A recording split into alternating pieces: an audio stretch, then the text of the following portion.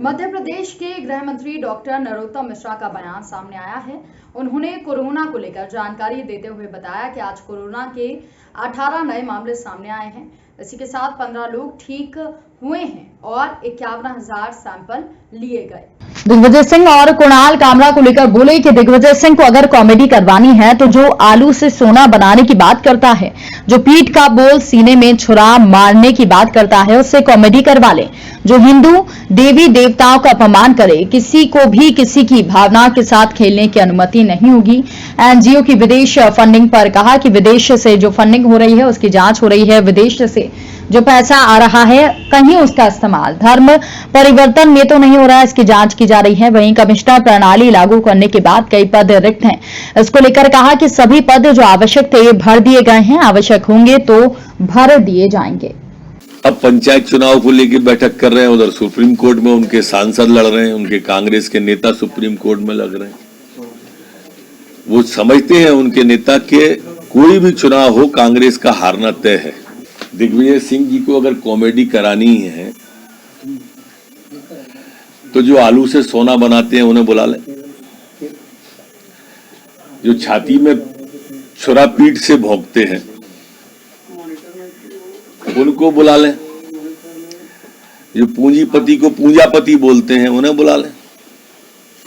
मध्य प्रदेश में कोई भी हमारे देवताओं का अपमान करने वाला शो होगा तो उसका स्थान जेल में ही होगा। किसी कीमत पर किसी की भी भावनाओं के साथ खेलने की किसी को अनुमति नहीं होगी। ये अखिलेश यादव जी नहीं बोल रहे, दरअसल ये उस औरंगजेब की आत्मा बोल रही है जिसने उसे विध्वंस किया था, और ये औरंगजेब की आत्मा बुलवा रही है इनमें प्रवेश करके, क्योंकि वो औरंगजेब ही था जिसने अपने पिता और परिवार को हाशिए पे डाल दिया था सत्ता के लिए।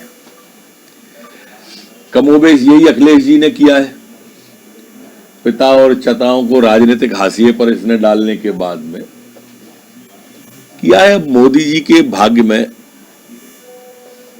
गंगा जल है और अखिलेश जी के भाग्य में टोटी का जल है, और टोटी तो फिर टोटी होती है अखिलेश भैया।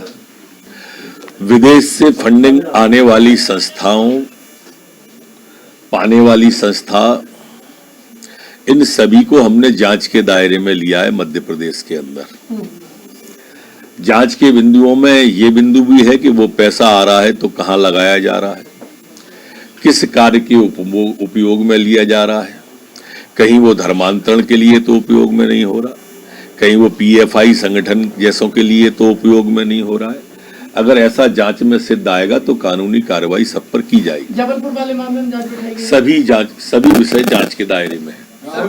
संपूर्ण प्रदेश के अंदर 18 नए प्रकरण आए हैं, जबकि 15 लोग ठीक होकर अपने अपने घरों की ओर, गंतव्य की ओर गए हैं। संक्रमण दर हमारी 0.03% संपूर्ण प्रदेश में है, जबकि रिकवरी दर हमारी 98.6 पर स्थिर बनी हुई है। 51,733 सैंपल कल लिए गए।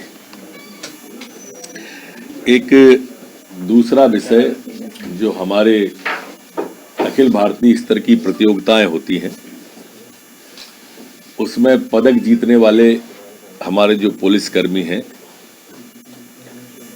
जिन्होंने रजत पदक, कांस्य पदक, स्वर्ण पदक जीते हैं।